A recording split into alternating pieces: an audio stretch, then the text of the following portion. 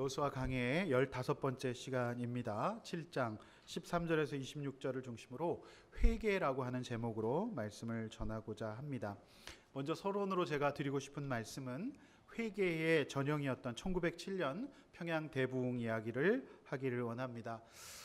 당시 장로였고 훗날 한국교회 중요한 목사님이 되셨던 길선주 목사님께서 그 평양 대부흥의 그 현장 가운데, 부흥회 가운데에서 이런 고백을 했다고 합니다.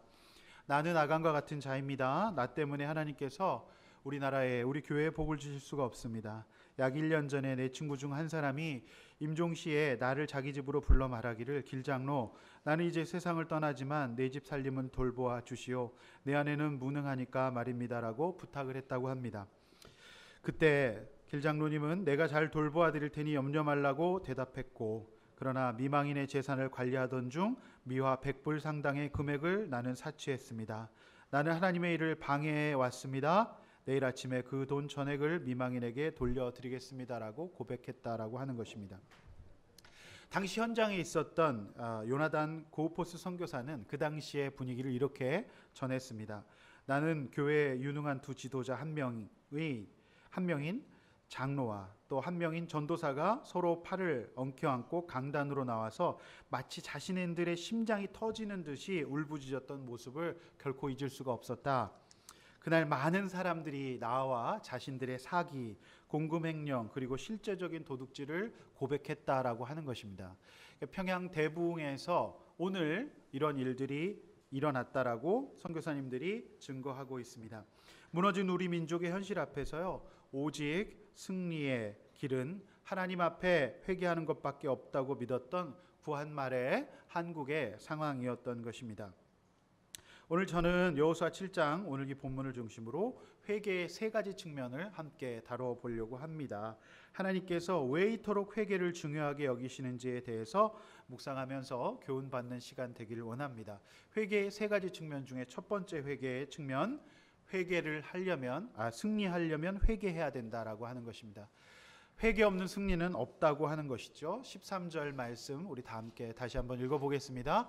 너는 일어나서 백성을 거룩하게 하여 이르기를, 너희는 내일을 위하여 스스로 거룩하게 하라. 이스라엘의 하나님 여호와의 말씀에, 이스라엘아 너희 가운데에 온전히 바친 물건이 있나니 너희가 그 온전히 바친 물건을 너희 가운데에서 제하기까지는 내 원수들 앞에 능히 맞서지 못하리라. 내 원수들 앞에 능히 맞서지 못하리라. 즉 승리하려면 반드시 회개해야 된다라고 하는 것입니다.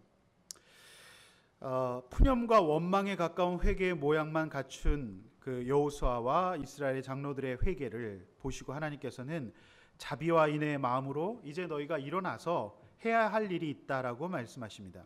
그것은 내일을 위하여 거룩하게 하는 것이었습니다. 세상 사람들은 무언가를 이루고자 할 때 이 일을 감당하는 자신을 돌아보고 목적을 생각하기보다는 그저 일을 잘하려고 꼼꼼하게 계획하는 일만 하고 있습니다. 언제나 하나님의 뜻에 합한 것인지 아닌지 먼저 돌아보는 것은 하지 않습니다. 그러나 우리 그리스도인들은 언제나 내일을 예비하는 최선의 방법이 무엇이라고 생각해야 하겠습니까? 그것은 내 자신 속의 연약함과 죄를 돌아보는 이 거룩이라는 것을 우리는 믿어야 합니다. 여러분들은 내일을 위하여서 무엇을 하십니까? 오늘 하루를 돌아보고 또 내 잘못을 인정하고 사과할 것은 사과하고 다시 원점에서 겸손한 태도를 가지고 겸허하게 내일을 시작하리라고 다짐하십니까? 아니면 온전히 운이 없었다, 재수가 없었다라고 생각하고 나의 문제를 보기보다는 주변 사람들에게 탓을 돌리고 분노와 악을 쏟아내고 있습니까? 죄를 범하지 않고 실수 범하지 않는 사람은 없습니다. 그것이 인간이기 때문에 그렇죠. 저희 장로교 정통 교리에는 인간의 전적인 타락을 교리의 중요한 축으로 삼고 있습니다. 인류 역사상 인간은 원죄의 영향력 아래 살면서 그저 수리가 가능한 상태가 아니라 아예 다시 만들지 않으면 안 되는 전적으로 부패한 상태라고 설명을 하고 있습니다. 그렇기 때문에 예수님의 다시 오심이 필요하신 것입니다. 우리는 지난 주간에 지방선거를 치렀습니다. 우리는 선거를 할 때마다 이런 것들을 깨닫게 되죠. 씁쓸하죠. 그것은 우리가 알고 있었던 모든 이 지도자들 역시 인간적인 약점을 가지고 있는 사람들이라는 것을 보게 됩니다. 신학적인 관점에서 보았을 때도 선한 사람은, 아니 인생의 전 구간을 통해서 하나님 앞에서 완전히 의로운 사람은 없다는 것입니다. 그래서 여러분들이 나중에 망신을 당하지 않으시려면 인사청문회 대상이 되지 않으셔야 하고, 또 고위관료나 선출직 공무원에 나가지 않으시는 편이 좋으실 것으로 생각됩니다. 반드시 영적인 일뿐만 아니라 거룩은 일반적인 정치, 경제, 사회, 문화 전반에 걸쳐서 요구되어 있는 것을 우리가 알 수 있습니다. 최근에 한국 사회에 미투 운동이 일어나서 많은 사람들이 그 직에서 내려왔고 인기와 명예를 잃어버렸습니다. 제가 특별히 마음이 안타까운 것은 굉장히 성실하고 꼼꼼하게 돈을 아끼며 살았던 한 개그맨, 영수증 관련된 프로그램에 나오셨던 그분이 순식간에 모든 프로그램에서 하차하게 되는 걸 보면서 그분과 미투 운동은 잘 안 어울리는데 그럴 수 있구나라는 생각을 하면서 굉장히 안타깝게 생각이 되었습니다. 내일을 위한 최선의 준비는 열심히 근검절약하며 사는 것도 중요하지만 스스로 거룩하게 살아가는 것이 굉장히 중요하다는 것을 우리는 깨닫게 되는 것입니다. 여러분은 어떠십니까? 지금 인생의 최선의 준비를 어떤 것을 통해서 하신다고 생각하십니까? 거룩하게 날마다 자신을 돌이켜보면서 죄를 두려워하는 것이 최선의 준비라고 생각하지 않으십니까? 거룩의 구체적인 개념으로 오늘 말씀에 13절에서 하나님의 말씀에 반하지 않는 것이 거룩이라고 말씀하고 있습니다. 즉 이스라엘 백성이 거룩하지 않은 이유는 그들이 형식을 갖추지 않아서가 아니라 그들 가운데 한 명이 하나님께 온전히 바쳐진 물건을 가지고 갔기 때문이라고 말씀하고 있습니다. 걸음은 걸음걸이를 천천히 하거나 인자한 표정을 지으며 좋은 목소리를 내면서 천천히 말하는 것이 아닙니다. 말씀을 받아들고 그 말씀의 명령과 가르침대로 살아가는 것이 거룩입니다. 그러나 아간은 하나님의 말씀을 정면으로 위배하면서 하나님의 말씀을 떠난 것, 거룩이 확보되지 않은 상태라고 말씀하고 있습니다.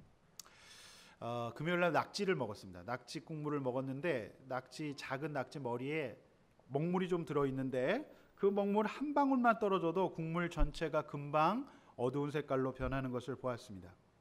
오늘 아간의 범죄를 하나님은 개인의 범죄가 아니라 이스라엘 전체의 범죄로 보시고 너희가 그 온전히 바친 물건 가운데 너희 가운데에서라고 말하고 있습니다. 제하기까지는 너희가 하나님 앞에 설 수 없을 것이라고 말씀하고 있습니다. 즉 누구 한 사람의 범죄가 아니라 우리 모두의 공동체의 범죄로 보고 회개해야 한다라고 하는 것입니다.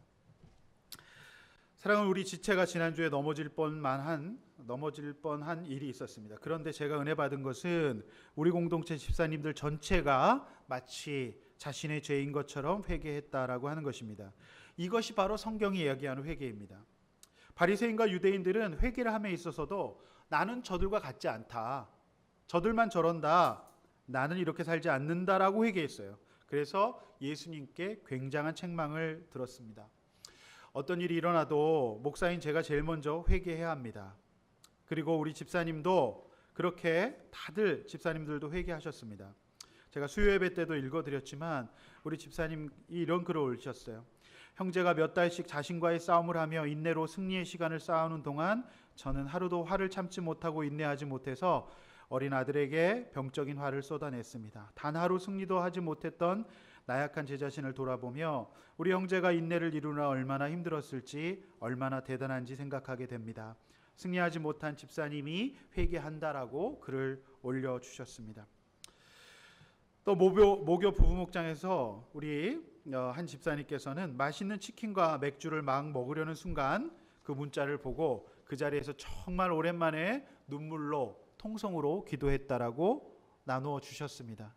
또한 집사님은 그때 화장실에 계셨는데 그 문자를 보고 볼일도 못 보셨다라고 말씀하셨습니다. 하나님께서 분명 한 사람의 연약함을 공동체의 연약함으로 함께 보시는 점에서 우리 공동체는 성경적인 공동체임이 분명하다고 믿습니다.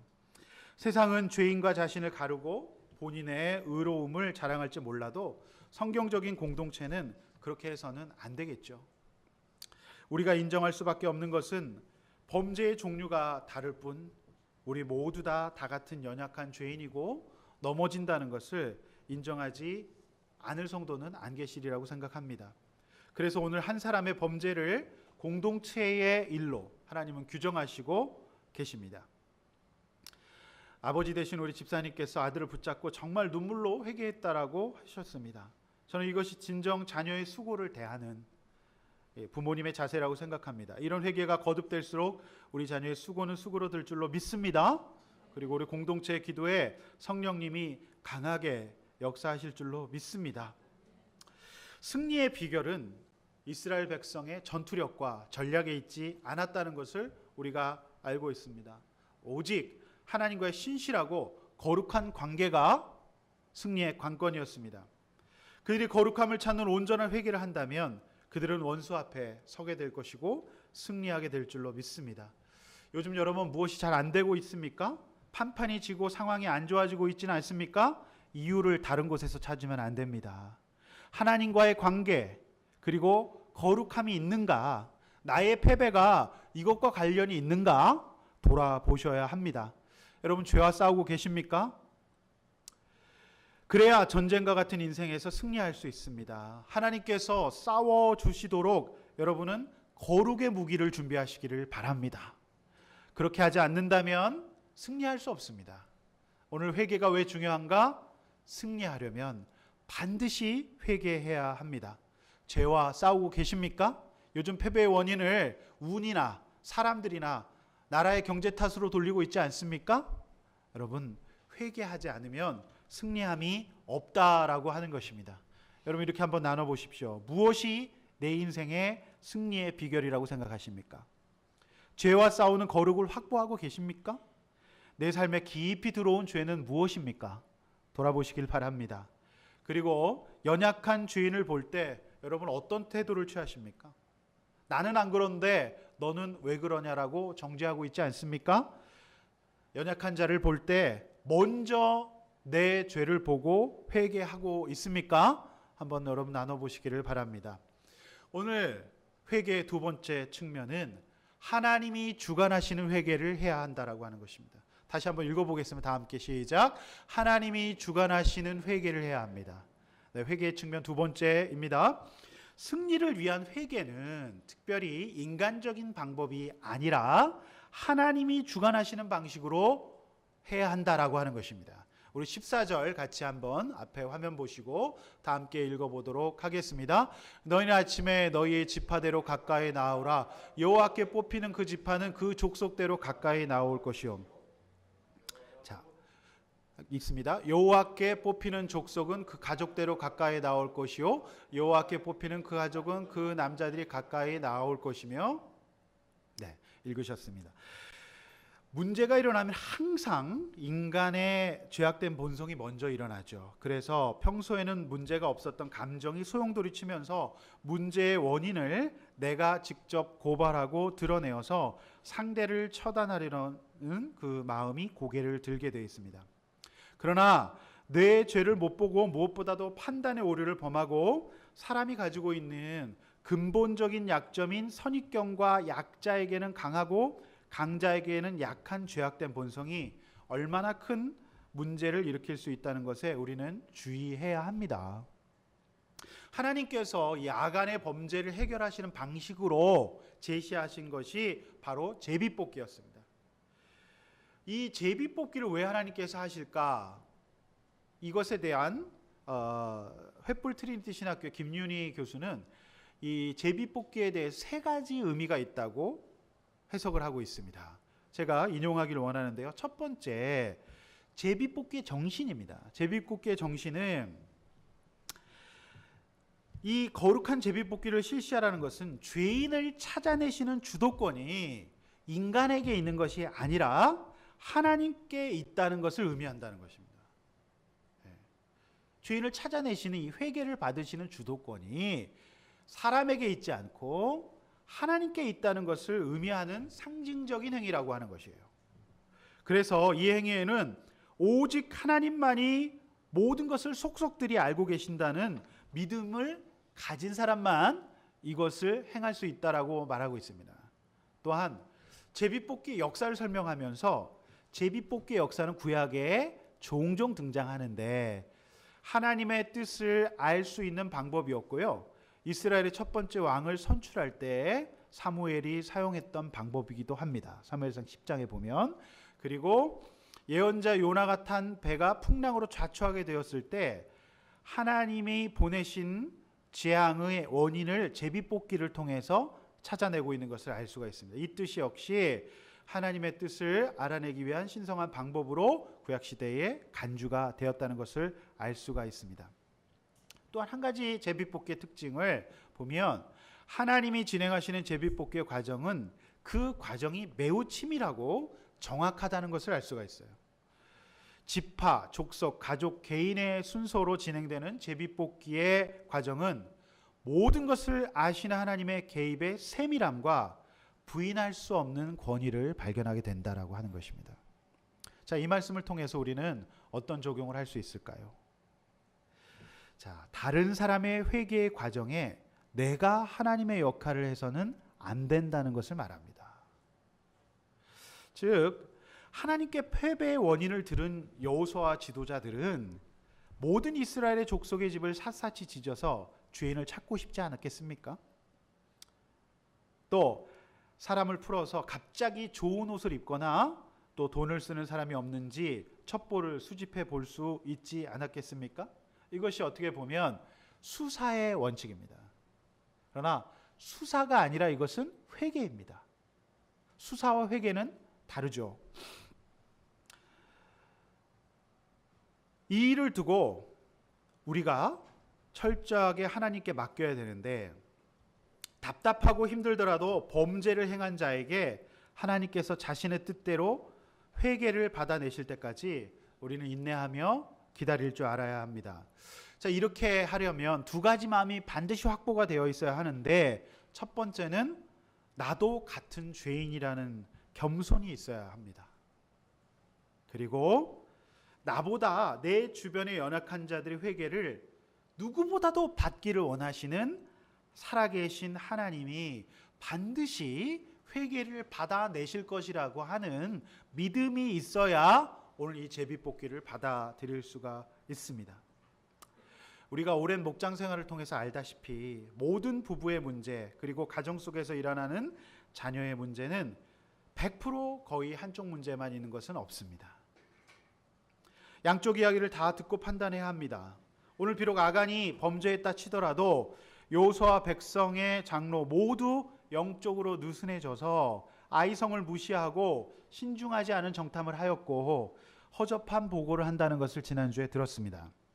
그러므로 특히나 이 사건의 수습은 철저히 하나님의 방식으로 하나님이 주도하시는 방식이어야 했습니다. 하나님만이 오르시기 때문에 그렇습니다. 여러분 어떠십니까? 변화되지 않는 내 배우자와 내 자녀들 그리고 내 주변에 연약하고 악한 사람들, 여러분 그들을 보면서 내가 수사하고 드러내서 회개를 받아내고 싶어 하지 않으십니까? 만약 그렇다면 아간의 회개도 받아내지 못했을 것입니다. 제비뽑기라는 압도적인 방식으로 아간은 철저히 올가미처럼 좁혀오는 하나님의 개입 앞에서 빠져나갈 수가 없었습니다. 이것이 하나님의 방식이었습니다. 하나님보다 앞서서 가고 떠들면서 누구보다도 안타까워하시며 오늘도 하나님의 열심으로 이스라엘의 백성과 나와 나의 배우자와 가족, 주변 사람들의 거룩을 위해서 하나님 치밀하게 역사하고 계시는 줄로 믿습니다. 여러분 그 믿음을 가지십시오. 여러분이 만약에 여호수아와 이스라엘의 장로들, 백성들이었다면 어떻겠습니까? 하나님께 이유를 들었어요. 이미 39명의 사람이 죽어나갔고 패배하여서 마음이 한 사람의 범죄로 인하여서 물처럼 녹아버린 상태였어요. 아까 제가 일부 예배 때 우리 아이들에게 물어보니까 바로 아이들은 욕이 나왔습니다. 네. 이 XX 놈아, 너 때문에 망했어. 네. 여러분 어떠세요? 혹시 멱살을 잡진 않겠습니까? 바로 뺨부터 날리지 않겠습니까? 그런데 오늘 그렇게 하지 않았어요. 이것이 우리가 묵상해야 될 굉장히 중요한 내용입니다. 하나님은요, 누구보다도 한 사람이 회개하고 돌아오기를 간절히 원하시고 그것을 받아내시는 분이에요. 우리가 인간적인 방법으로, 분을 내는 방법으로 되지 않습니다. 우리와 가족 그리고 우리 주변 사람들의 거룩을 위해서 치밀하게 역사해 가신 하나님을 바라보지 못하고 있지는 않습니까? 내가 하나님의 자리에 앉아가지고 회개를 받아내려고 한다면 회개를 하는 사람이나 회개를 받기를 원하는 사람 모두 다 지옥을 살게 될 것입니다. 16절 말씀을 여러분 한번 읽도록 하겠습니다. 16절 읽습니다. 시작. 이에 여호수아가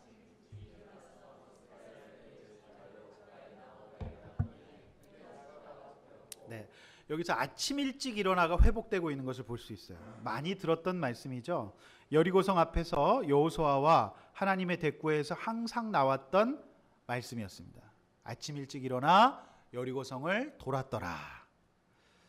자, 오늘 무너졌던 여호수아 이스라엘 공동체는 아간의 범죄 사건이라는 여리고성보다 더 무섭고 두려운 성 앞에서 오늘 여호수아는 다시 전과 같은 방식으로 아침 일찍 일어나 제비 뽑기라고 하는 보이지 않는 여리고성을 다시 도는 것입니다.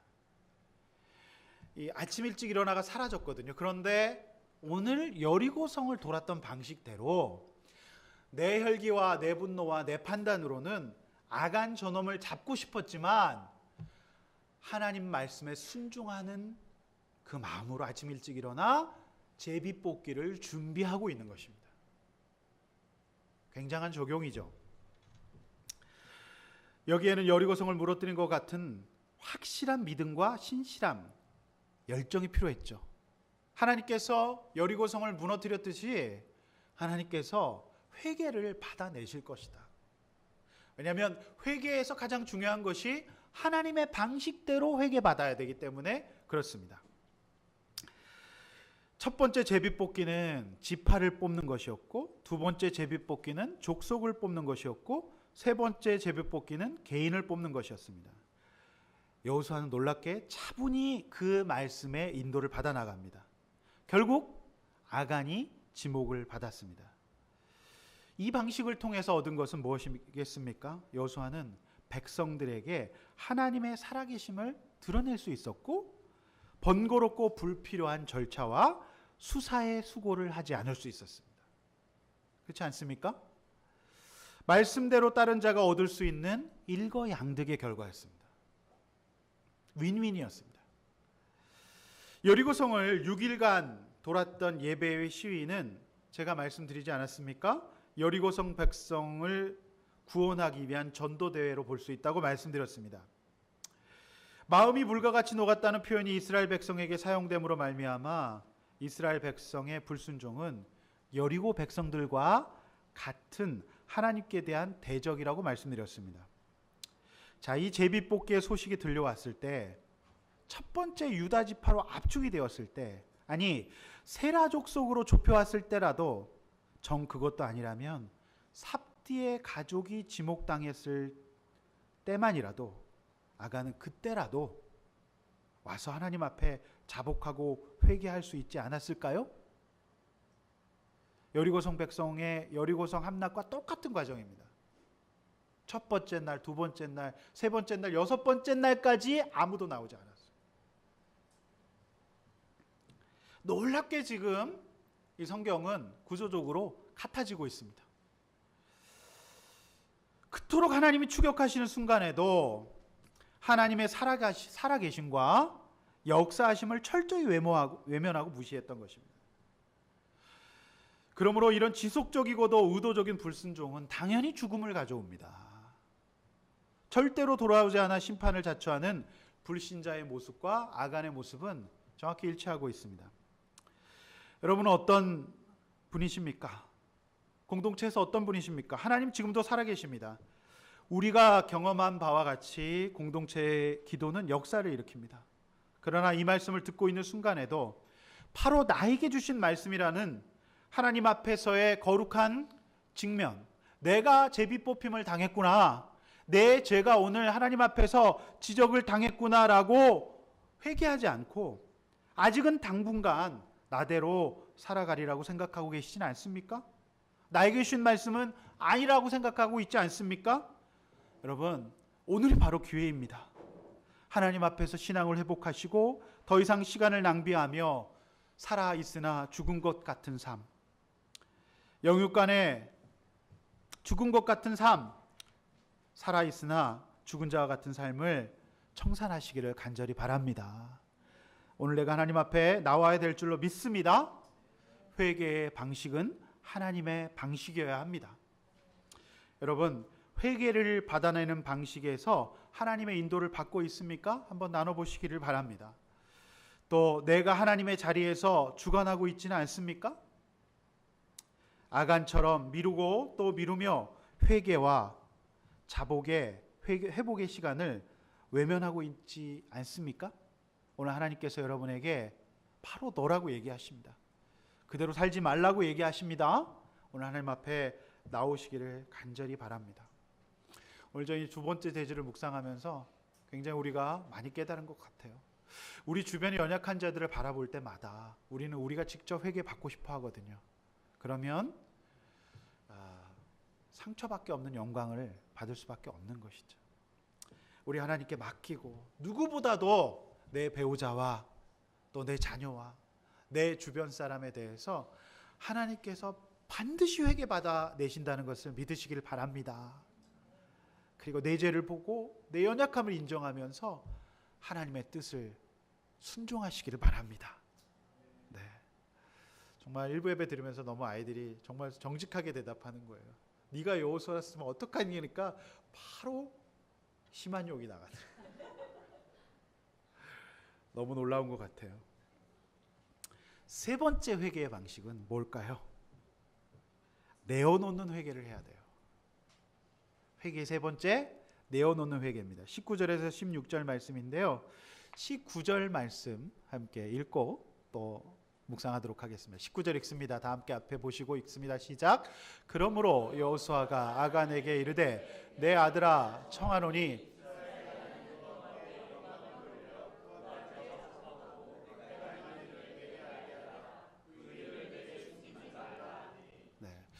특별히 저는 19절 말씀 굉장히 은혜가 됐는데 여호수아가 뭐라고 아간에게 얘기합니까?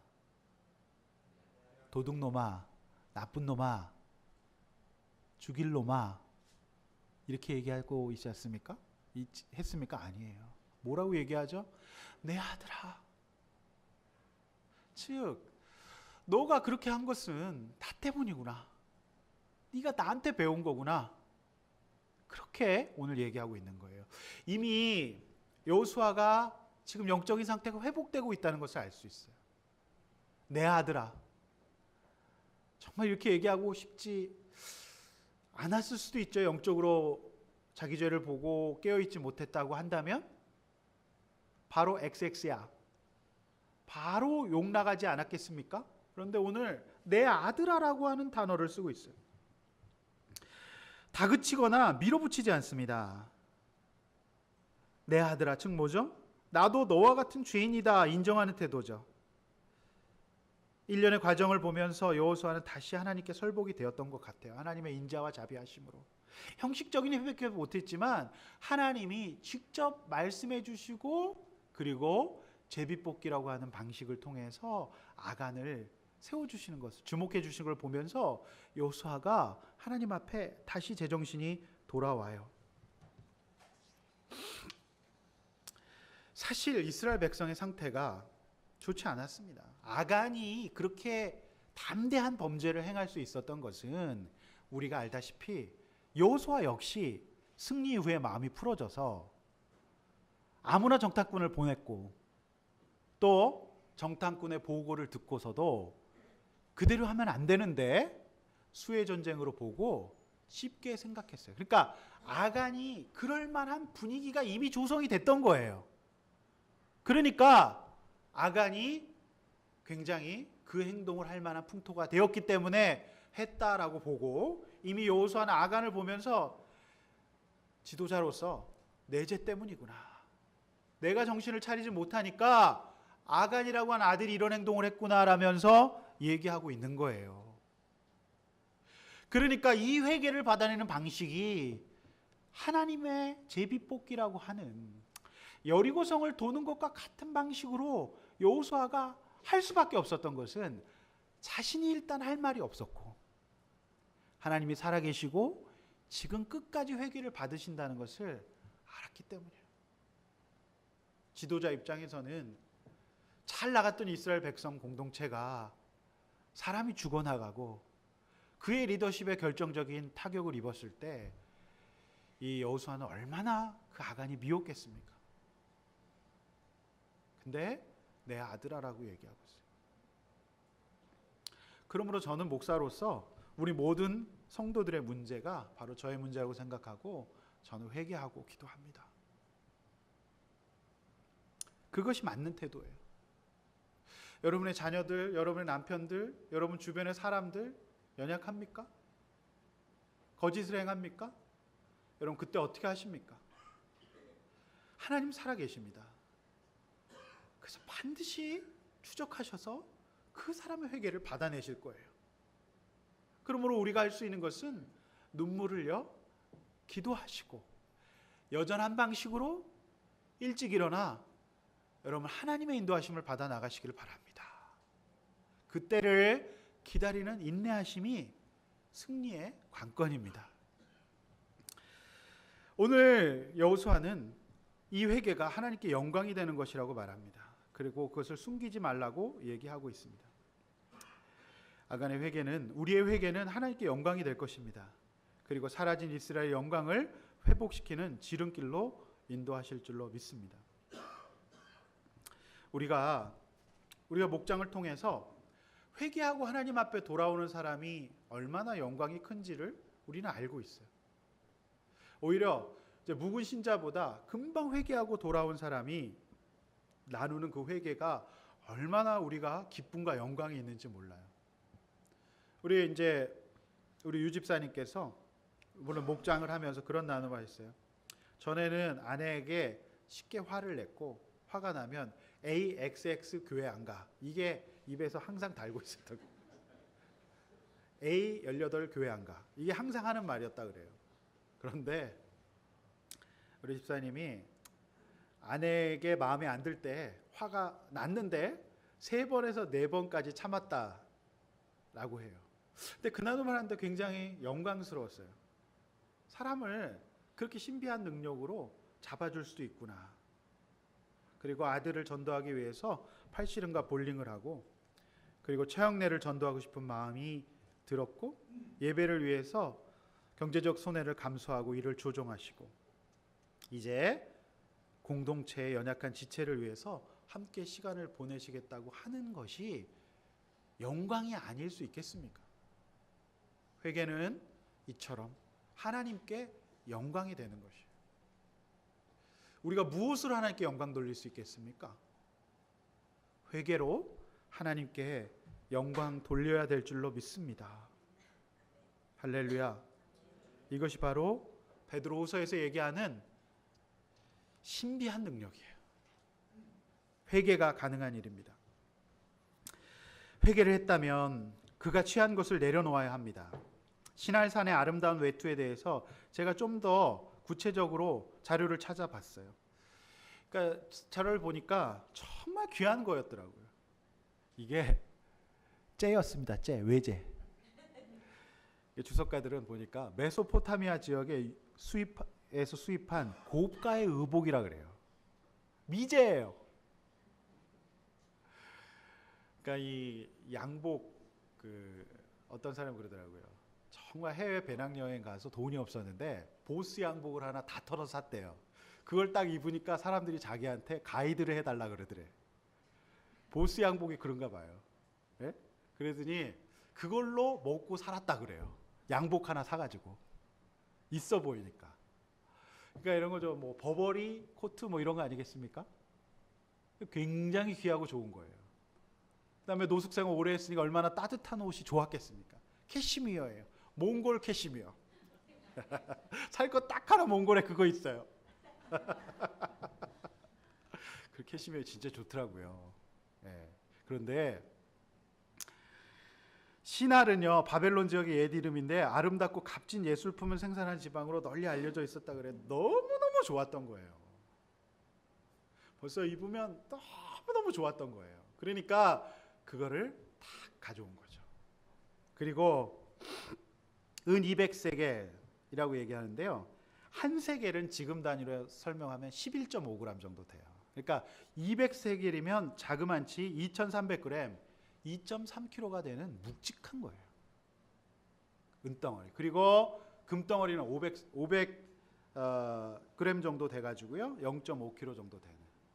굉장히 이게 황금 열쇠나 이제 거북이 같은 거 이런 거겠죠. 골드바였던 거죠. 회개는 이제 그가 그것을 내어놔야 합니다. 그게 회개예요. 너무너무 아끼고 소중하게 여기는 그것을 내놓는 게 회개라고 해요. 그래서 22절 보시면 읽질 않지만 한번 띄워주시면 22절을 보니까 현장을 가보니까 직접 그게 있는 거예요. 발견이 되었습니다. 그리고 24절 띄워주시고 24절 보니까 굉장히 마음 아픈 얘기가 나와 있어요. 24절 함께 한번 읽어볼까요? 시작. 여호수아가 이스라엘 모든 사람과 더불어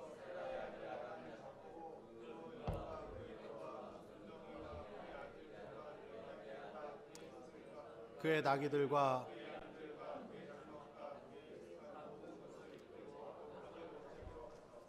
굉장히 마음 아픈 것이 가장이었던 아간의 범죄로 말미암아서 그들의 아들들과 딸들과 그의 소들과 나귀 양에 이르기까지 모든 것들이 심판을 받아요. 한마디로 폭망하게 되는 것입니다.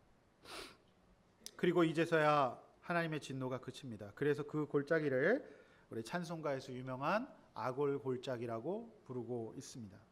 심판의 상징 찬송가의 아골 골짜기가 되었습니다.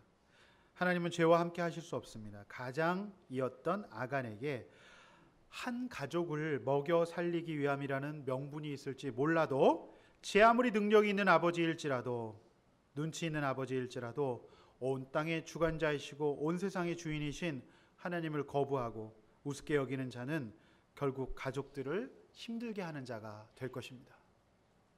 가족을 살리는 자가 아니라 가족을 죽이는 자가 될 것입니다. 저희 어머니의 저희 아버지에 대한 원망을 저는 지금도 기억해요. 저희 아버지가 형제가 12이 있는데 물론 할머니가 3분이라서 이제 12지파 형제가 있는데 할머니 장례 치렀는데 또 치르는 거예요. 몇째 할머니예요? 그 셋째 할머니라고. 제가 그래서 굉장히 어려서 이해가 잘 안 됐었는데 저희 아버지가 참 얼마나 고지식하셨냐면 저희 삼촌들이 이제 분당이 개발되면서 전부 다 이제 투기를 하셔서 다 들어오셨어요. 우리 집만 계속 수유리에 사는 거야. 그러면서 저희 아버지가 어떻게 그렇게 재주가 없어가지고 남들은 다 그렇게 사는데 자기만 그렇게 못 사냐고. 그 당시에도 저희 집은 푸세식 집이었어요. 그래서 저희 아버지는 그냥 한 직장을 30년 그냥 시계처럼 성실하게 사신 분이시거든요. 그래서 제가 보니까 제가 아버지 장례를 치러 아버지를 땅에 묻으면서 그런 생각을 했어요. 제가 아버지 때문에 목사 된 것 같다고. 아버지가 그렇게 사셔서 그래도 저에게 이 목사를 할 수 있도록 하나님께서 그래도 섭리하신 게 아닌가 그런 생각이 들었어요. 이제 돌이켜보면 잘 먹고 잘 사는 것도 중요하지만 가장으로서 중요한 매우 중요한 자식들에게 딸에게 아들들에게 중요한 원리는 뭘까요? 영적인 유산이에요. 이게 가장 중요한 거예요. 오늘 아간은 굉장히 재주가 있는 자였습니다. 그리고 시류가 빨리 판단할 수 있는 자였어요. 그런데 그 때문에 그가 어떤 영적인 가치를 남겨주지 않고 하나님 앞에서 회개하지 않고 살았기 때문에 오늘 가족들이 죽어나갑니다. 여러분은 어떤 가장입니까? 저는 믿습니다. 우리 아둘람교회 모든 성도들이, 모든 가장들이, 모든 아버지 어머님들이 비록 좀 못 먹고 못 살지라도 하나님이 온 땅의 주관자이시고 온 세상의 주인이신 하나님을 두려워하고 그분을 거부하고 우습게 여기는 자가 아니라 하나님 앞에 신실한 가장으로 설 수 있길 축원합니다. 가장에게 가장 필요한 능력은 한탕을 하는 능력이 아니라 하나님을 두려워하고 그분 앞에 신실한 믿음의 능력인 줄로 믿습니다. 아멘. 여러분, 그런 가장 되시기를 간절히 축원합니다. 아간은 가족을 죽여요. 여러분, 어떤 가장입니까? 아간과 그의 가족은 심판을 받았습니다. 만약 지금이 여호수아의 시대였다면 지금 우리는 이 예배당에 앉아있지 못합니다. 여러분, 전경이 되어 돌을 맞을지도 몰라요. 이 아간의 후예들이 전경이거든요. 돌 맞는 게 일이라. 농담이에요. 웃으셔도 됩니다.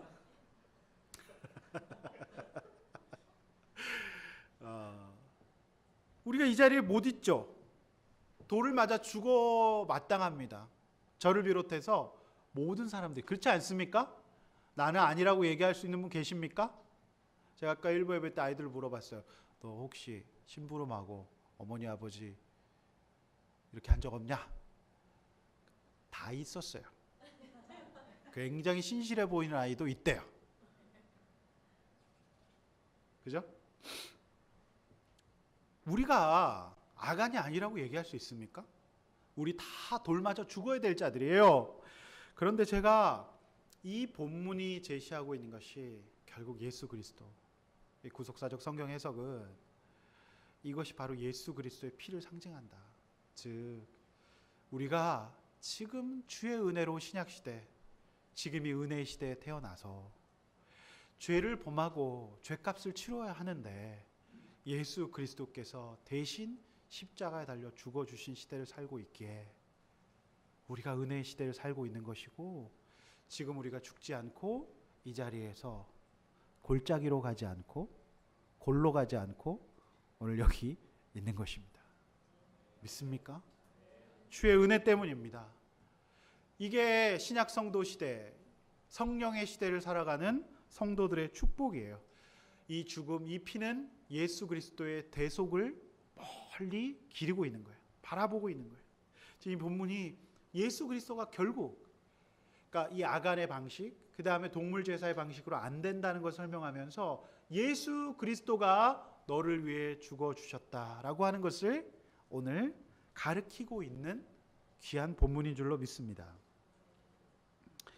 그러므로 우리가 예수 그리스도 앞에 우리 각자의 죄를 위해 대가를 치러주시고 죽으시고 부활하신 그 예수 그리스도를 믿고 하나님 앞에 회개해야 될 줄로 믿습니다. 그저 죄인임을 온전히 고백하고 이제 이 세상에서 죄 고백과 그로 인한 내려놓아야 할 것들을 내려놓는 적용을 하면서 살아야 해요. 우리가 예수님 믿으니까 다 되었다가 아니에요. 예수님 은혜로, 덕분으로 우리가 죽지 않고 살아서 우리가 할 것은 무엇입니까? 우리가 가장으로서 정신 차리고, 그리고 우리가 숨겨놓고 우리가 내려놓지 못하고 있었던 우리 안의 음란과 악과 물질과 나의 개인의 취향과 기호와 이런 것들을 오늘 내려놓아야 합니다. 골짜기에 묻어야 됩니다. 그걸 하지 않고 살면 살아도 사는 것 같지 않은 심판을 자초한 자로서 우울한 인생 살게 될 것입니다. 사랑하는 성도 여러분, 그러므로 우리가 날마다 순간순간 주님의 보혈을 찬양하며 살아야 합니다.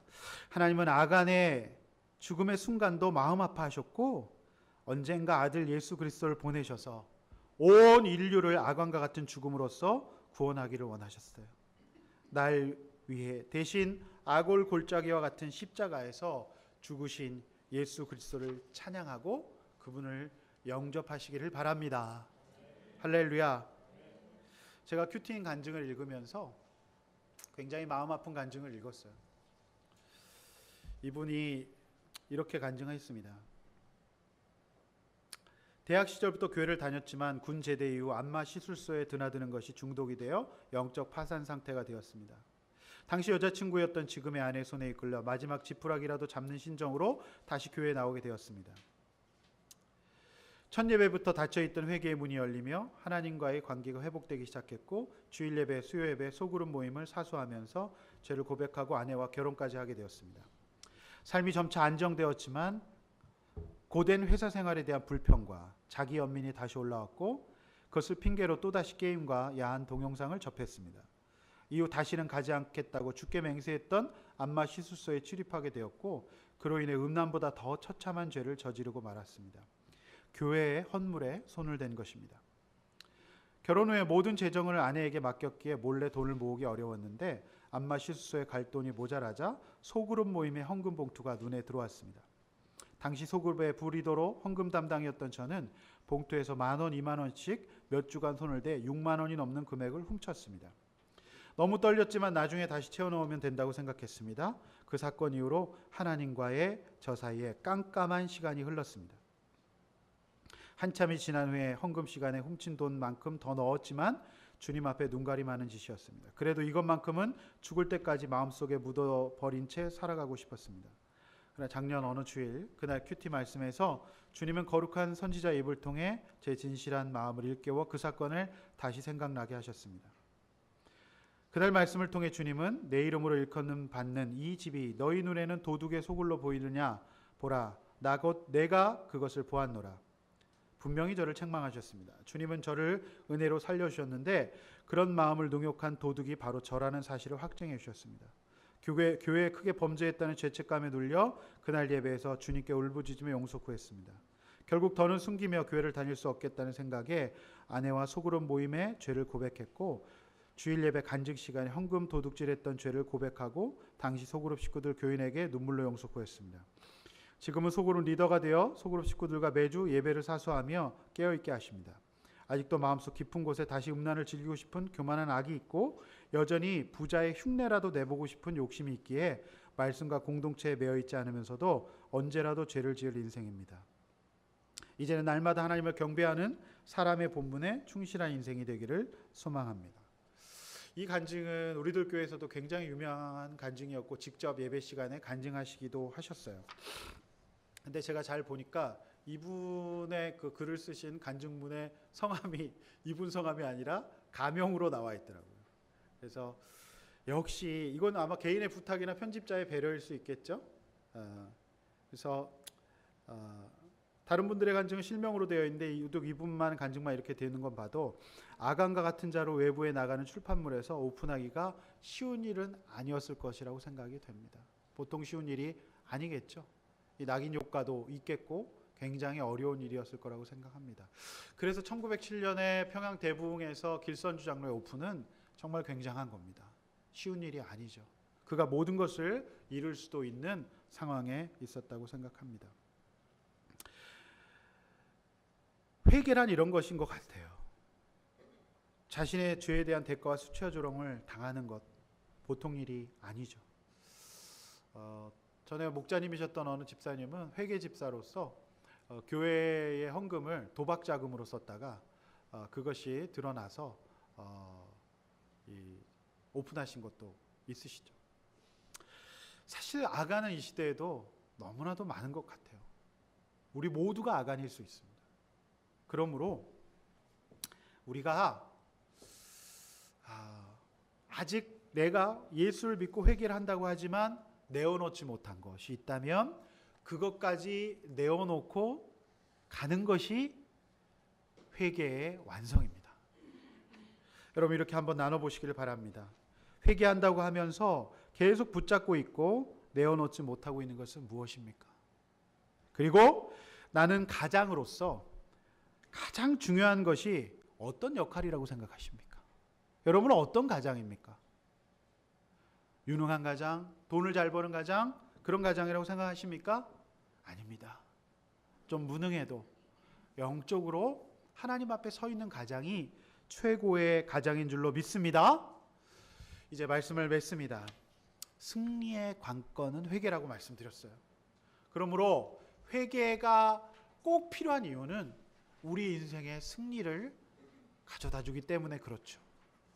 여러분, 다른 것으로 이길 수 없음을 믿으시기를 바랍니다. 지금 어려우십니까? 하나님과의 관계를 점검하시고 하나님 앞에 회개하시기를 바랍니다. 그리고 회개의 방식을 내가 주관하는 것이 아니라 하나님이 주관하시는 방식으로 가야 할 줄로 믿습니다.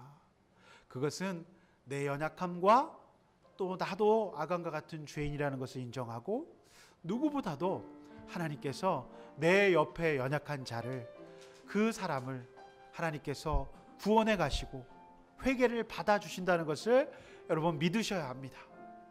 여러분 주변의 상사와 여러분 주변의 동료와 여러분의 배우자와 아이들이 참으로 연약합니까? 그때마다 여러분 대신해서 회개하시기를 바랍니다. 내 죄를 보시기를 바랍니다. 그래서 겸손히 내 죄를 보고 하나님의 자리에 앉아서 판단과 정죄를 하지 마시기를 바랍니다. 그리고 회개에는 대가가 따른다고 말씀했습니다. 아간과 같은 나의 죄를 대신해 죽어주신 예수 그리스도의 보혈은 값어치 없는 것이 아니라 너무너무 귀한 것입니다. 생명을 내어주신 것입니다. 여러분, 그 예수님의 죽으심 앞에 겸허한 삶을 살아갈 수 있기를 축원합니다. 이 땅을 살아가면서 내가 내려놓지 못하는 것을 믿음으로 내려놓고 적용하는 삶을 사시는 우리 모든 아들람 성도들 되시기를 축원합니다. 우리 들은 말씀 생각하면서 우리는 주의 백성이오니 찬양하고 간절한 마음으로 기도하겠습니다.